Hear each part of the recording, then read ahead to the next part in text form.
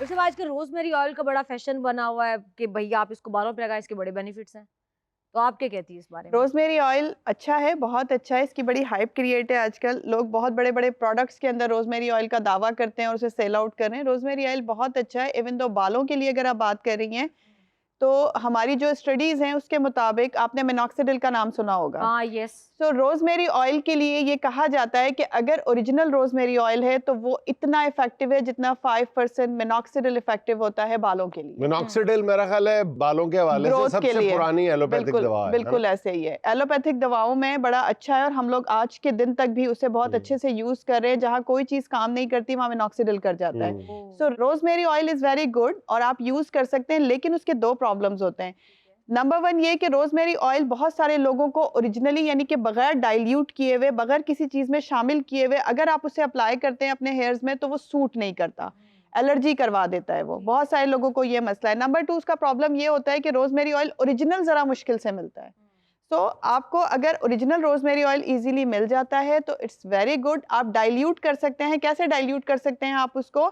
जितना आपने rosemary oil लिया है उतना ही आप उसमें पानी मिलाएं और फिर आप उसे अपने सर में अप्लाई कर सकते हैं। नंबर 1। नंबर 2 आप रोजमेरी ऑयल को अपने किसी भी पसंद के ऑयल के साथ मिक्स करके, जैसे almond oil, coconut oil, mustard oil, जो भी आप यूज कर सकते हैं करते हैं उसके साथ मिक्स करके लगा लें तो उसकी इंटेंसिटी जरा बैलेंस हो जाएगी। अच्छा डॉक्टर साहब, लड़कियों को बड़ा शौक होता है कि उनकी आईलैशेस बड़ी हों। अब तो लड़कियां नकली भी लगवा रही होती हैं।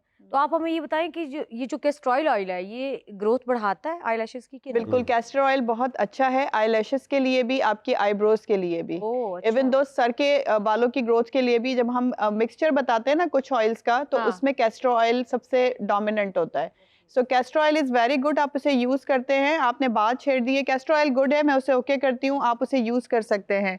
उसका तरीका ये होता है कि आपके पास खाली मस्कारा की बॉटल होगी, आप उसमें हाँ। कैस्टर ऑयल डाल दीजिए और उसका जो कर्लर होता है उससे आप अपनी आईलैशेस पर और आईब्रोज दोनों पे लगा सकते हैं। नंबर 1।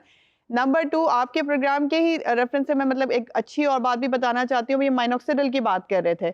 बहुत सारे लोगों को आईब्रोज का प्रॉब्लम होता है कि उनकी आईब्रोज और आईलैशेस ग्रो नहीं करती।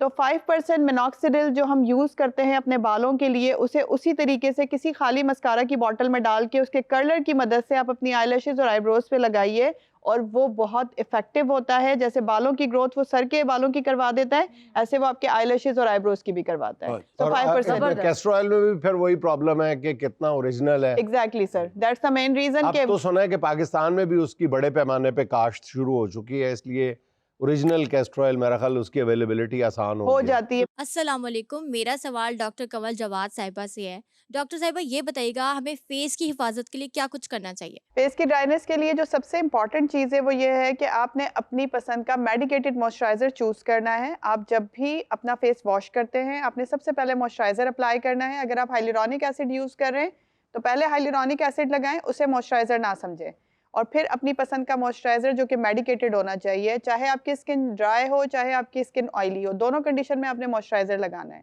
मॉइस्चराइज़र अप्लाई करें और ऊपर से सन ब्लॉक लगा लें। जी, तो अब चलते हैं सुहाना का सवाल मेहमान से। हम आपको 4 ऑप्शंस देंगे, आपने एक सिलेक्ट करनी है। आपको ज्यादा पछतावा किस बात पे होगा? नंबर 1, किसी मरीज को गोरी रंगत की क्रीम दी लेकिन इसका उल्टा असर हुआ हो। अच्छा।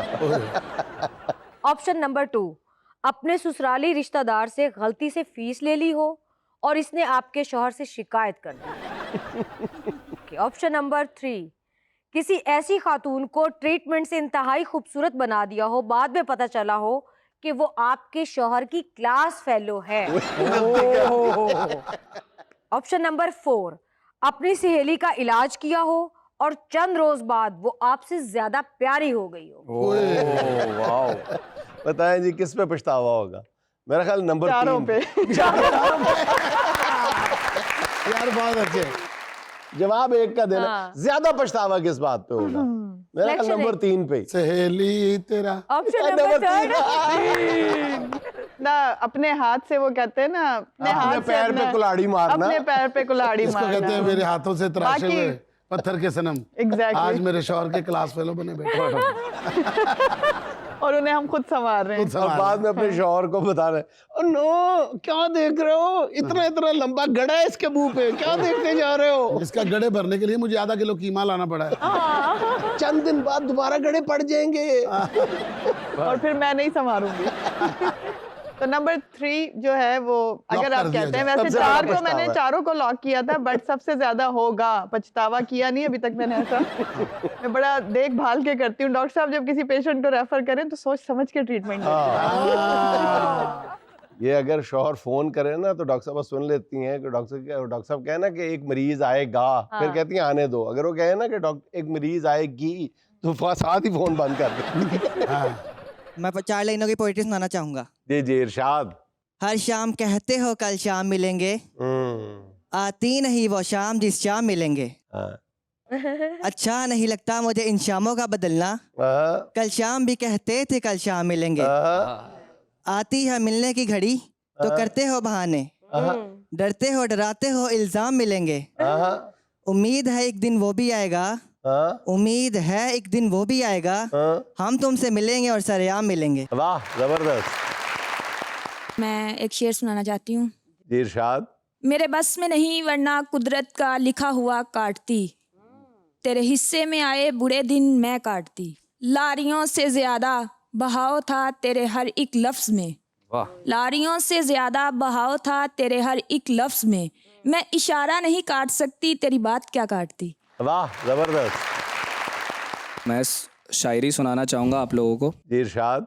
चंद एक टूटे फूटे से मेरे खुद के ही अल्फाज हैं, उम्मीद है आप लोगों को अच्छी लगेगी। सुनाइए। आगाज़े सफ़र में ही दीदार किया, देखने के लिए उसको अंदर से बेदार किया। आज भी याद आते हैं वही लम्हात, पल पल याद में तेरी तड़पाते हैं वही लम्हात। वक्त भी बहुत कम था, दिल में डर भी बहुत कम था, बस महबूब से मुलाकात ना हो पाए इस चीज़ का गम था। फिर सोचा मैंने दीदार हो फिर क्या इजहार हो, बस इश्क के मैदान में और कोई ना इम्तिहान हो। आँखों आँखों में देखकर इज़हार मोहब्बत का कहा मुझको, फिर सुनाई गज़ल तो आशिक कहा मुझको। फिर बातें भी हुई मुलाकातें भी हुई, दुनिया के डर से हर चीज़ आँखों आँखों में हुई। जुदाई का वक्त करीब आया तो रो दिया मैं, कहीं उसको दर्द ना हो इसलिए आंसू पी गया मैं। इसलिए तो आखिरी मुलाकात में भी झूठा मुस्कुराया मैं, कहीं उसको दर्द ना हो इसलिए ना रोया मैं। वाह जबरदस्त।